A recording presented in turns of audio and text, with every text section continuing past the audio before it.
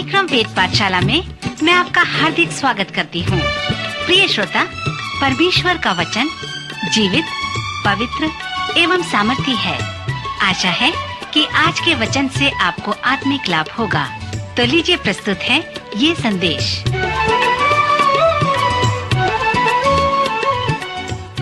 प्रिय श्रोता मित्र, आपको मेरा नमस्कार। यह बड़े ही आनंद का विषय है कि आज फिर एक बार वेद पाठशाला कार्यक्रम में मैं आपका स्वागत कर सकता हूं। पवित्र शास्त्र के इस सर्वेक्षण में हमने पुराने नियम से उत्पत्ति, निर्गमन और लय व्यवस्था की पुस्तकों का सर्वेक्षण करने के पश्चात अब हम गिनती नामक पुस्तक तक आ चुके हैं। निर्गमन की पुस्तक में से हम जिन ऐतिहासिक विवरणों को देखते आ रहे हैं उसे हम यहाँ फिर से देखेंगे। ये ऐतिहासिक वृतांत उत्पत्ति की पुस्तक से प्रारंभ होकर निर्गमन की पुस्तक के 2/3 भाग तक हमें मिलते हैं। फिर जब आप मिलाप वाले तंबू के विषय में पढ़ते हैं तो उन वृतांतों को आप वहां नहीं पाते, परंतु जब आप गिनती की पुस्तक में प्रवेश करते हैं तो आप पुनः उन विवरणों को पढ़ सकते हैं। गिनती की पुस्तक हमें इब्री लोगों के 40 वर्ष के इतिहास के विषय को बताती है। यहाँ पर उद्धार के विषय में जो दृष्टांत है वो उत्पत्ति से प्रारंभ होकर ऐतिहासिक पुस्तकों में से होकर चलते हैं, जो इस प्रकार से हैं कि उत्पत्ति के पुस्तक में आप हमारे उद्धार के प्रारंभ को प्राप्त करेंगे और फिर मनुष्य के स्वभाव के द्वारा उसके पाप में पड़ने के वृतांत को आप इस पुस्तक में प्राप्त कर सकते हैं। उत्पत्ति का 3रा अध्याय मनुष्य के स्वभाव के विषय में वर्णन करता है कि वह जैसा था आज भी वह वैसा ही है। फिर हमें इस पुस्तक में यह भी बताया गया है कि हमारा उद्धार परमेश्वर के स्वभाव से प्राप्त किया जा सकता है कि जो था और जो आज भी है। उत्पत्ति शब्द का अर्थ प्रारंभ या आदि है, जो हमें प्रारंभिक बातों के विषय अर्थात हमारे उद्धार के प्रारंभिक विषयों के बारे में बताती है। निर्गमन की पुस्तक हमारे उद्धार के विषय पर यह उदाहरण देकर बताती है कि जब इस्राएली लोग मिस्र में गुलामी में थे तो उनके छुटकारे का अनुभव हमें हमारे पाप से छुटकारा पाने के विषय को बताती है। जिस प्रकार वे लोग मिस्र की दास्तों से छुटकारा पाए, उसी प्रकार यह संभव है कि आप और मैं पाप के दास्तों से छुटकारा प्राप्त कर सकते हैं। हम में से बहुत से लोग जो करना चाहते हैं वो नहीं करते, परंतु हमें जो करना है और जिसकी आवश्यकता है हम नहीं करते हैं। इसका मतलब यह कि हम स्वतंत्र नहीं हैं। संसार में बहुत से कम लोग हैं जो स्वतंत्र हैं। प्रभु यीशु ने हमसे कहा है कि यदि हम निरंतर पाप करते हैं तो हम पाप के दास हैं, परंतु उसने जिस उद्धार के विषय में प्रचार किया है वो हमें स्वतंत्र कर सकता है। सो प्रभु यीशु मसीह के अनुसार जब उद्धार हमें स्वतंत्र करता है तब हम स्वतंत्र हो जाते हैं और वह उद्धार हमारे लिए रूपकात्मक रूप से प्रस्तुत किया गया है।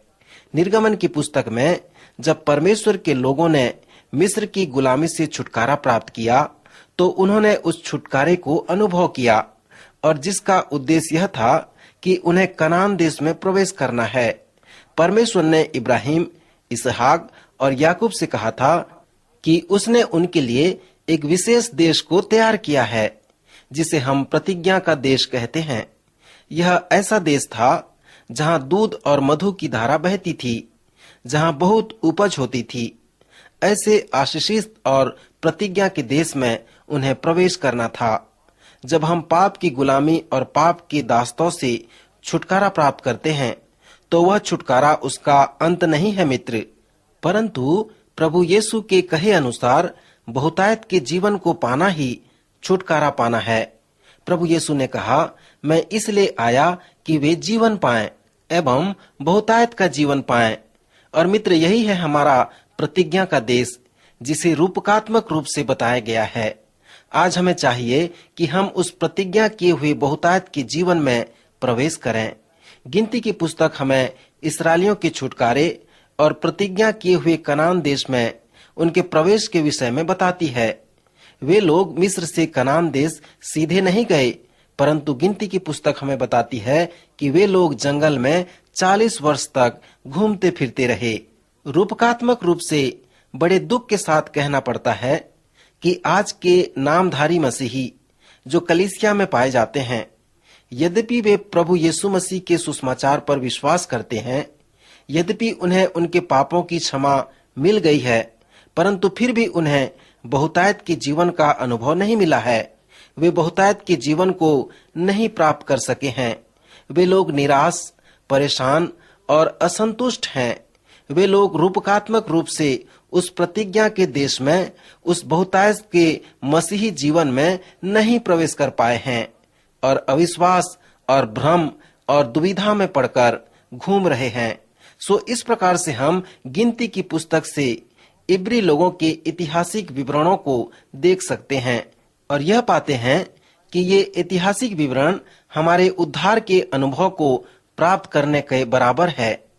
जैसे हम गिनती की पुस्तक में आते हैं और इसके महत्व को आपके लिए रखते हैं, तो मैं चाहता हूं कि हम पवित्र शास्त्र के अध्ययन के कुछ नियमों को फिर से एक बार देखें, जिसे हमने पवित्र शास्त्र के परिचय में देखा था।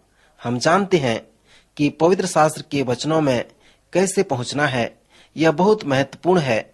इस अध्ययन का प्राथमिक उद्देश्य जो आपको दिया गया है वो है पवित्र शास्त्र तक पहुंचना, उसके समीप जाना या उसके सदृश होना। सो जैसे हम गिनती की पुस्तक के समीप आते हैं, तो आइए एक बार फिर से उन नियमों को देखें ताकि हम पवित्र शास्त्र तक पहुंच सकें। सर्वप्रथम यूहन्ना 17 उसके 17 पद में प्रभु यीशु मसीह ने हमसे कहा है कि कैसे उस साधारण शब्द अर्थात तेरा वचन सत्य है के द्वारा हम पवित्र शास्त्र में पहुंच सकते हैं।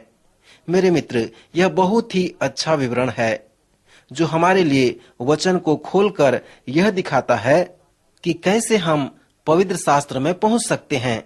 यदि आप प्रभु यीशु मसीह के कहे इस अवलोकन को समझ जाते हैं, तब आप पवित्र शास्त्र में पहुंचकर उसके सच्चाइयों को देख सकते हैं।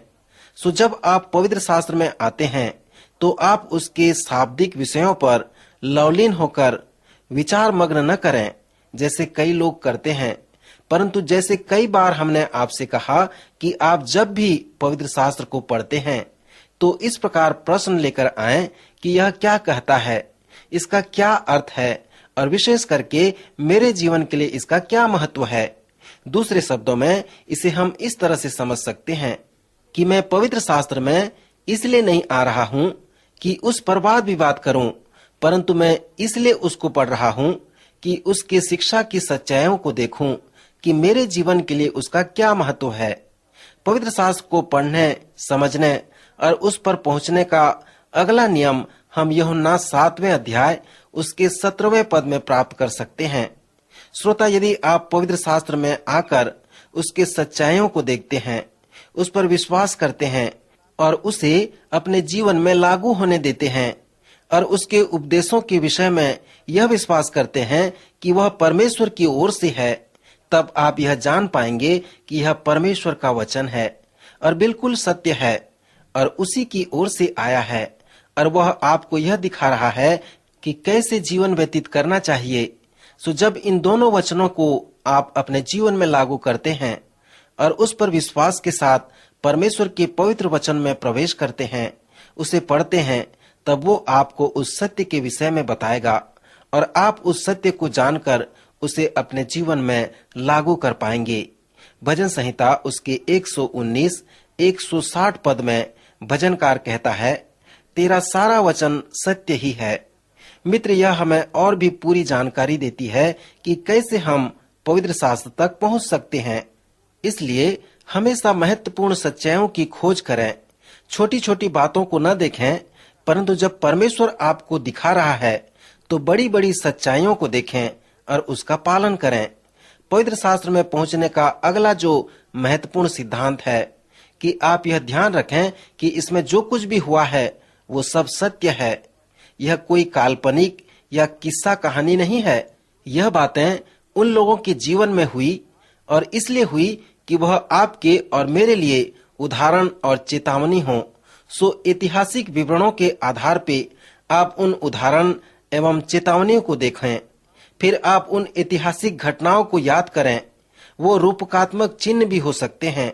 गलातियों की पत्री उसका 4 अध्याय 24 पद के अनुसार यह सिद्धांत लागू हो सकता है, जहां पर पौलुस यह कहता है कि अब्राहम के 2 पुत्र हुए, अर्थात यह रूपकात्मक है और सत्य भी है। श्रोता मित्र, मैंने उन नियमों को आपको बताया क्योंकि जब हम गिनती की पुस्तक में से सत्य के विषय में देखेंगे तो यह बहुत ही महत्वपूर्ण बात है। और जब सत्य के विषय में देखेंगे तो मित्र, आप अपने मनों को ऐसे तैयार करें कि आप उन सत्यों को अपने जीवन में लागू कर सकें। और जैसे हम इस विशेष पुस्तक में आते हैं जिसके सभी अध्यायों में ऐतिहासिक विवरण हैं, तो यह भी महत्वपूर्ण है कि हम इसके बड़े सत्यों को देखें। हम उन सच्चाइयों को, उदाहरण को, नमूना को और चेतावनी को भी देखें।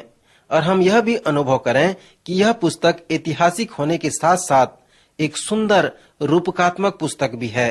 श्रोता, इस पुस्तक का नाम गिनती इसलिए पड़ा क्योंकि लोगों की गणना 2 बार हुई थी। पहली गणना इस पुस्तक के प्रथम 3 अध्यायों में हुई और दूसरी गणना अध्याय 26 में हुई। इस पहली एवं दूसरी गणना के मध्य बहुत सी रोचक बातें हैं। उसमें वंशावलियों की मृत्यु है। जब प्रथम गणना हुई तब वहां 625 से 550 मनुष्य थे, किंतु वहां पर महिलाएं एवं बच्चे भी अवश्य होंगे। 25-30 लाख लोग में से जब 20 वर्ष के बाद गणना हुई तो वहां केवल 625 से 550 लोग पाए गए। और वे सब लोग जो पहली गणना के समय गिने गए थे, उनके 38 वर्ष की उम्र में मृत्यु हो गई। केवल कालेब और यहोशू को छोड़कर सबकी मृत्यु हो गई। इस दूसरी गणना के समय जो लोग 20 वर्ष के थे और जिनकी पत्नियां थीं, वे सब मर मिटे। सुमित्र निर्गमन की पुस्तक में हम इस सच्चाई को देख सकते हैं। इस तरह से हम देखते हैं कि उस पीढ़ी में से कालेब और यहोशू को छोड़ कोई भी मनुष्य उस देश में न जा सका। मित्र, आज इस चुनौती के साथ मैं समाप्त करना चाहता हूं कि हमने गिनती की पुस्तक में इस्राएली लोगों की मृत्यु के विषय में पढ़ा, क्योंकि वे परमेश्वर के प्रति बुड़बुड़ाते थे, अविश्वास करते थे और उस पर भरोसा नहीं करते थे। आज जैसे हमने इस पुस्तक का अध्ययन किए हैं, तो आप अपने आप से प्रश्न पूछें कि यह क्या कहता है, इसका क्या अर्थ है और विशेष करके मेरे जीवन के लिए इसका क्या महत्व है। क्या आप परमेश्वर पर विश्वास करते हैं? क्या आप उसकी प्रतिज्ञाओं पर भरोसा रखते हैं? परमेश्वर आपकी सहायता करे कि आप उस पर विश्वास रख सको, उस पर भरोसा रख सको। प्रभु आज के वचन के द्वारा आप सबों को आशीषें दे।